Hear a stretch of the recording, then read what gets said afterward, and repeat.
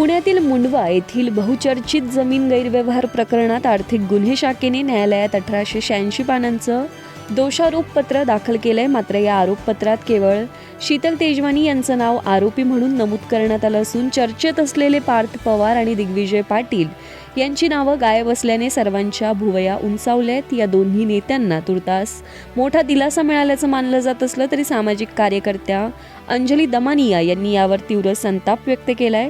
हा न्याय नसून न्यायाची थट्टा आहे अशी टीका करत त्यांनी तपासाच्या विश्वासार्हतेवर प्रश्नचिन्ह उपस्थित केलंय. जिल्हाधिकाऱ्यांनी हा व्यवहार अवैध ठरवलेला असताना बड्या व्यक्तींना क्लीन चिट कशी मिळते असा सवाल आता राजकीय वर्तुळात विचारला जातोय. दिवंगत नेते अजित पवार यांच्या निधनानंतर दोन्ही राष्ट्रवादी काँग्रेसच्या विलिनीकरणाच्या चर्चांनी जोर धरलाय. 17 जानेवारी रोजी जयंत पाटील यांच्या निवासस्थानी या संदर्भात बैठक झाल्याचा दावा शरद पवार गटाकडून केला जातोय. मुख्यमंत्री देवेंद्र फडणवीस यांनी हा दावा फेटाळून लावताना अशी कोणतीही चर्चा झाली असती तर अजितदादांनी नक्कीच सांगितलं असतं असं म्हटलं होतं. यावर शरद पवारांनी उत्तर दिलंय, जे चर्चेला उपस्थितच नव्हते त्यांना बैठकीतील तपशील कसा माहीत असणार असा सवाल करत पवारांनी फडणवीसांचा दावा खोडून टाकला. दरम्यान पवार मंगळवारी दिल्लीला रवाना होत असून अर्थसंकल्पीय अधिवेशनानंतर राज्यातील राजकीय समीकरण काय वळण घेतात याकडे सर्वांचं लक्ष लागलंय. केंद्रीय अर्थमंत्री निर्मला सीतारामन यांनी 2026च्या अर्थसंकल्पात देशातील 8 प्रमुख शहरांना जोडणाऱ्या 7 हायस्पीड रेल्वे कॉरिडॉरची घोषणा केली आहे. या महत्त्वाकांक्षी प्रकल्पामुळे मुंबई आणि पुणे ही 2 आर्थिक केंद्रे एकमेकांच्या अधिक जवळ येणार आहेत. मुंबई पुणे अंतर अवघ्या 48 मिनिटात पूर्ण होईल. तसेच पुणे ते हैदराबाद हा प्रवासही आता केवळ 1 तास 55 मिनिटात पूर्ण होईल. रेल्वे मंत्री अश्विनी वैष्णव यांच्या माहितीनुसार या 4000 किलोमीटर लांबीच्या जाळ्यामुळे दक्षिण आणि पश्चिम भारत वेगवान कनेक्टिव्हिटीने जोडला जाणार आहे. या प्रकल्पात 16 लाख कोटींची गुंतवणूक अपेक्षित असून यामुळे केवळ प्रवासाचा वेळच वाचणार नाही तर प्रादेशिक अर्थव्यवस्थेलाही मोठी गती मिळेल. लोकसभेत सोमवारी विरोधी पक्षनेते राहुल गांधी यांनी डोकलाम मुद्द्यावरून केलेल्या विधानामुळे मोठा गदारोळ निर्माण झाला. माजी लष्कर प्रमुख जनरल नरवणे यांच्या अप्रकाशित पुस्तकाचा हवाला देत राहुल गांधींनी दावा केला की डोकलाममध्ये 4 चीनी रणगाडे भारतीय हद्दीत घुसले होते. या विधानावर संरक्षण मंत्री राजनाथ सिंह आणि गृहमंत्री अमित शहा यांनी तीव्र आक्षेप घेतला. राजनाथ सिंह यांनी स्पष्ट केलं की ज्या पुस्तकाचा संदर्भ दिला जातोय ते अद्याप प्रकाशित झालेलं नाहीये, त्यामुळे पुराव्याशिवाय असे दावे करणं चुकीचं आहे. सभापती ओम बिर्ला यांनीही नियमांचं पालन करण्याचं आवाहन करत राहुल गांधींना रोखलं. या वादामुळे सभागृहाचं कामकाज वारंवार विस्कळीत झालं आणि अखेर मंगळवारपर्यंत तहकूब करण्यात आलं. ब्रिटिश राजघराण्यातील सदस्य प्रिन्स अँड्र्यू यांच्या अडचणीत मोठी वाढ झाली आहे. अमेरिकन फायनान्सर जेफ्री एप्स्टीन प्रकरणातील एका महिलेने अँड्र्यू यांच्यावर गंभीर आरोप केल्याने खळबळ उडाली आहे. 2010 आपल्याला लैंगिक संबंधांसाठी लंडनला पाठवण्यात आलं होतं आणि विंडर इस्टेटमध्ये अँड्र्यू यांच्यासोबत रात्र घालवण्यास भाग पाडलं असा दावा पीडितेने केलाय. संबंधित महिलेने आता या कायदेशीर कारवाईची तयारी सुरू केली असून या घटनेनंतर तिला बकिंगहम पॅलेसची सफरही घडवण्यात आली होती असं तिच्या वकिलांनी सांगितलं.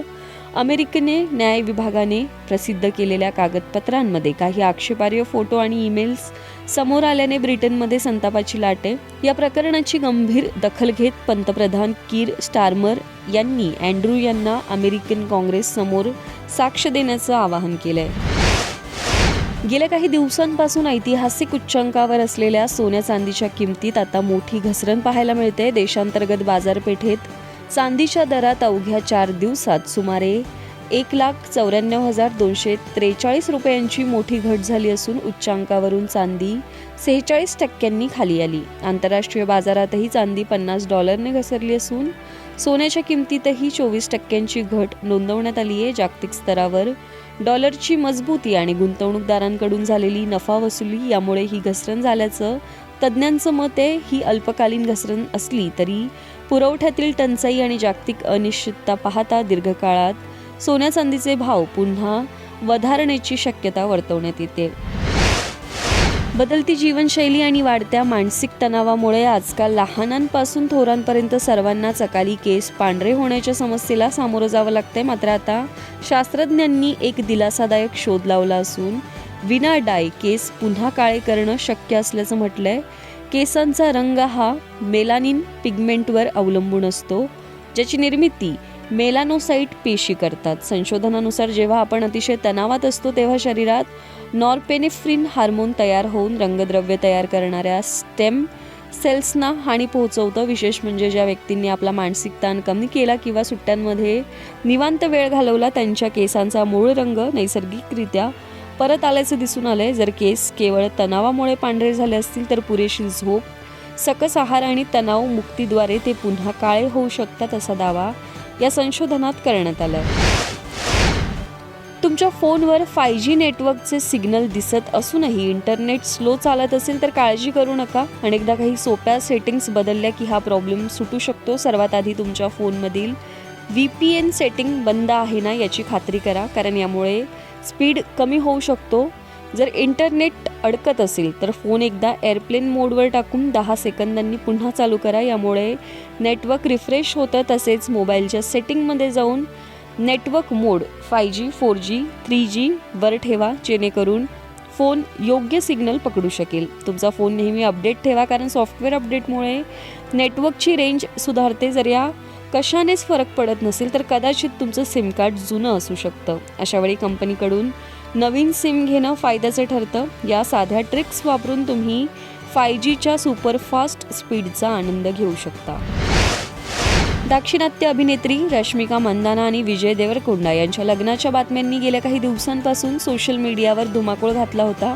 2 फेब्रुवारी रोजी उदयपूरमध्ये हे जोडपं गुपचूप लग्न करणार असल्याचा दावा एका व्हिडिओद्वारे करण्यात आला होता. मात्र आता स्वतः रश्मिकाने या चर्चांवर अधिकृत प्रतिक्रिया देत या सर्व बातम्या निव्वळ अफवा असल्याचं स्पष्ट केलं. एका पोर्टलशी बोलताना तिने लग्नाचा कोणताही विचार नसल्याचे सांगत या वृत्ताला बिनबुडाचं ठरवलं.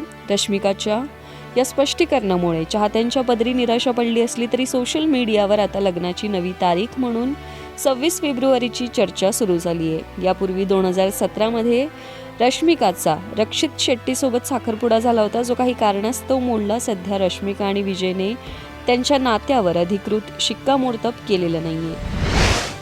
7 फेब्रुवारीपासून सुरू होणाऱ्या T20 वर्ल्ड कप 2026 पूर्वी BCCIने 2 सराव सामन्यांसाठी 15 सदस्यीय इंडिया A संघाची घोषणा केली आहे. युवा फलंदाज आयुष बडोनी याच्याकडे संघाची धुरा सोपवण्यात आली असून दुखापतीतून सावरलेल्या तिलक वर्माचे संघात पुनरागमन झाले. वॉशिंग्टन सुंदरच्या दुखापतीमुळे अष्टपैलू रियान परागलाही आपली छाप पाडण्याची मोठी संधी मिळाली आहे. भारतीय संघ एकूण 3 सराव सामने खेळणार असून त्यातील 4 फेब्रुवारीचा दक्षिण आफ्रिकेविरुद्धचा सामना मुख्य संघ खेळेल, तर 2 आणि 6 फेब्रुवारीच्या सामन्यात इंडिया A संघ मैदानात उतरेल.